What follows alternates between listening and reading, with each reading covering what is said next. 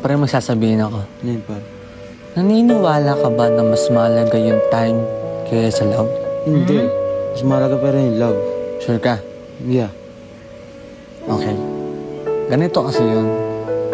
Kapag pa binigay ko yung love na wala akong time, maniniwala ka ba na love kita?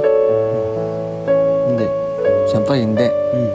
Pero once na binigay ko yung time ko sa'yo, for sure, maniniwala ka na love kita.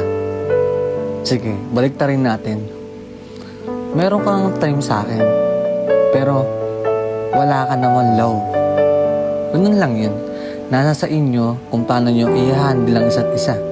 Nasa sa inyo kung paano nyo tartuin. Di ba? Basta bahala ka sa buhay mo. Basta mahalaga, strong kayo. Medyo nagulo na ako dun sa dulo. Basta para sa akin, naniniwala ako na mahalaga yung dalawa na yun. Time and love. Hindi pwedeng kulang, dapat magkasama sila. Dahil kahit gaano tayo kabisi, maikling oras lang ay sapat na upang ipaalala na walang malayo o abala para sa taong pinakamamahal nila.